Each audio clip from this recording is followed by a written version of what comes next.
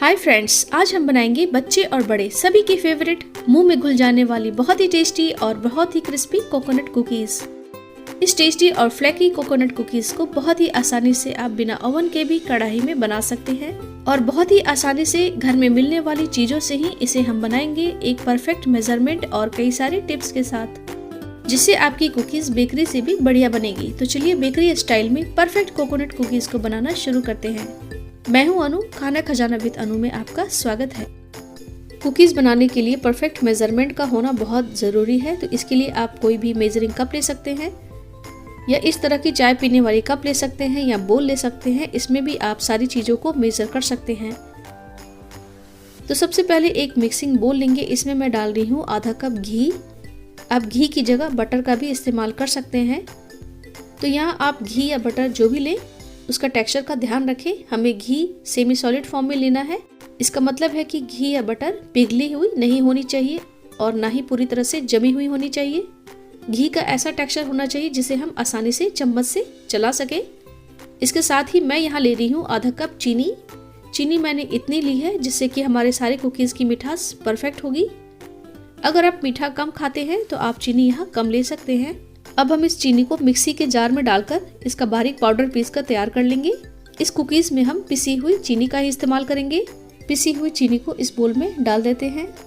अब इसे किसी चम्मच या हैंड विस्कर की हेल्प से विस्क कर लेंगे। तो यहाँ मैं घी और चीनी दोनों को एक साथ मिलाते हुए विस्क कर रही हूँ लगभग 10 मिनट के लिए, जिससे कि चीनी पूरी तरह से घी के साथ मिक्स हो जाए। इस तरह से विस्क करने पर जैसे जैसे चीनी मिक्स होती जाएगी घी के अंदर, वैसे वैसे एयर इसके अंदर ट्रैप होती जाएगी और इस मिक्सचर का टेक्सचर बहुत ही लाइट और फ्लफी होता जाएगा, बिल्कुल केक को डेकोरेट करने वाली क्रीम की तरह। तो यहाँ मैंने चीनी और घी दोनों को अच्छी तरह से फेंट लिया है। ये देखिए इस मिक्सचर का टेक्सचर कैसे चेंज हो रहा है। अब इसका टेक्सचर काफ़ी लाइट हो गया है। चम्मच से इसे हम बीच में इकट्ठा करते हैं और अब मैं आपको दिखाती हूँ। ये देखिए ये मिक्सचर क्रीम की तरह सॉफ्ट है और बहुत ही लाइट है। चम्मच से नीचे गिर नहीं रही है। हाथों से भी इसे चेक करके देखते हैं। बहुत ही सॉफ्ट क्रीम की तरह तैयार हुई है। अब हम इसमें डालेंगे 1 कप डेसिकेटेड कोकोनट यानी नारियल का बुरादा। डेसिकेटेड कोकोनट बाजार में बहुत ही आसानी से मिल जाते हैं। अगर नहीं मिलते हैं तो सूखे नारियल के छिलके को हटा दें और उसे छोटे छोटे पीसेस में काटकर मिक्सी के जार में डालकर बिल्कुल बारीक फाइन पाउडर पीस कर तैयार कर लें। आपका कोकोनट का पाउडर तैयार हो जाएगा। आप उसे भी कुकीज बनाने के लिए यूज कर सकते हैं और साथ में 1/4 कप नारियल का पाउडर अलग से रख लेंगे कुकीज को ऊपर से कोट करने के लिए। अब हम इस बोल के ऊपर एक छन्नी रखेंगे और इसमें हम डाल देंगे 1 कप मैदा। अब हम इसमें डालेंगे 2 बड़े चम्मच कस्टर्ड पाउडर। इससे कुकीज का टेस्ट बहुत ज़्यादा बढ़ जाता है। कस्टर्ड पाउडर डालना ऑप्शनल है। अगर आपके पास है तो आप इसे ज़रूर डालें, अगर नहीं है तो आप इसे स्किप भी कर सकते हैं। इसमें आधा छोटा चम्मच बेकिंग पाउडर डालेंगे और अब हम इन सभी को छन्नी में डालकर छान लेंगे। जो भी मोटे मोटे पार्ट्स होंगे वो छन्नी में आ जाएंगे, उसे हम निकाल कर हटा देंगे। इसमें डालेंगे 1/4 छोटी चम्मच नमक, मीठे के टेस्ट को बैलेंस करने के लिए। अब हम इन सारी चीज़ों को एक स्पैचुला से हल्के हल्के हाथों से मिक्स करेंगे। इस तरह से मिक्स करने पर ये जो मिक्सचर है वो बिल्कुल क्रम्स की तरह तैयार हो जाएंगे। ये देखिए इसमें हमने घी और चीनी की जो क्रीम बनाकर मैदे के साथ मिक्स किया था, उसकी वजह से इस मिक्सचर का जो टेक्सचर है वो बहुत ही ज़्यादा स्मूथ जैसा बन गया है और इसी से कुकीज़ बहुत ज़्यादा क्रिस्पी बनेंगी यानी कि खस्ता बनेंगी। अब हम इसमें फ्लेवर के लिए डालेंगे 1/4 छोटी चम्मच वनीला एसेंस। अगर आपके पास वनीला एसेंस नहीं है तो आप इसकी जगह 2 पिंच इलायची का पाउडर डाल सकते हैं। अब इस मिक्सचर को एक डो जैसा तैयार करेंगे। तो इस मिक्सचर को बाइंड करने के लिए इसमें हम डालेंगे दूध। यहाँ 1 बड़ा चम्मच रूम टेम्परेचर पर का दूध डालेंगे और इसे मिक्स करेंगे। यहाँ डो की बाइंडिंग के लिए बहुत ज़्यादा दूध नहीं डालेंगे। ज़्यादा से ज़्यादा आप 1 से 2 बड़े चम्मच दूध डाल सकते हैं। इससे ज़्यादा अगर आप दूध डालेंगे तो आपकी कुकीज़ खस्ता नहीं बनेंगी, सख्त बन सकती है। अगर दूध डालने के बाद भी आटा बाइंड नहीं हो रहा है, ड्राई जैसा हो रहा है, तो आप इसमें और घी 1 छोटा चम्मच ऐड कर सकते हैं। इस तरह से हल्के हाथों से मिलाएंगे जिससे कि पूरा आटा एक साथ इकट्ठी हो जाए। इस स्टेज पर मिक्सचर को बहुत ज़्यादा कड़े हाथों से गूंथना नहीं है। जैसा कि रोटी बनाने के लिए डो को गूंथते हैं वैसे नहीं करना है। अगर आप ज्यादा गूंथेंगे तो ग्लूटेन एक्टिव हो जाएंगे और कुकीज सही नहीं बन पाएंगे। यहाँ आप देख सकते हैं कि सारे मिक्सचर को एक साथ मैंने बाइंड कर लिया है।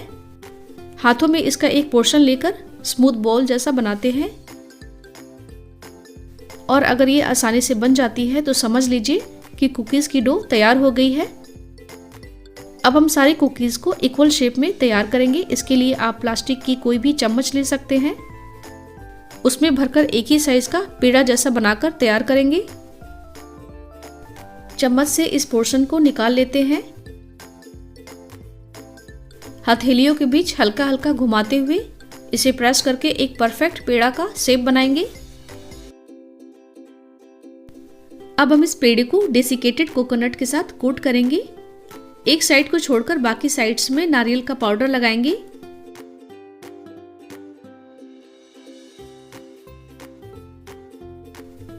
इसी तरह से दूसरी कोकोनट कुकीज को भी इस तरह से शेप बनाकर नारियल के पाउडर में कोट करके तैयार कर लेंगे। यहाँ आप चाहे तो हाथों में हल्का सा घी लगाकर भी कोकोनट कुकीज को शेप दे सकते हैं।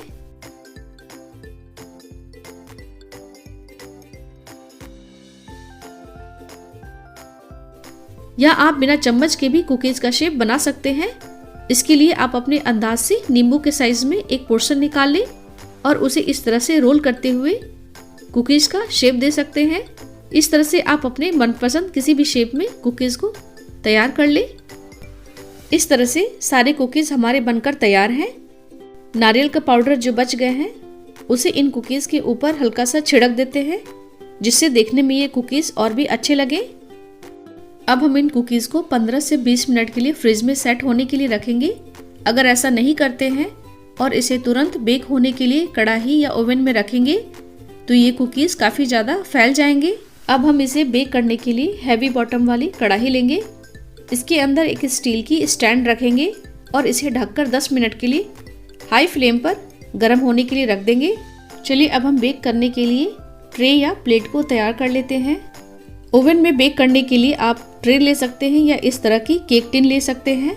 केक टिन के अंदर पार्चमेंट पेपर लगाएंगे। अगर आपके पास पार्चमेंट पेपर नहीं है तो आप इस टिन के अंदर ऑयल से ग्रीस करें और इसके ऊपर मैदा छिड़ककर इसे कोट करें। एक्स्ट्रा मैदा को निकालकर हटा देंगे।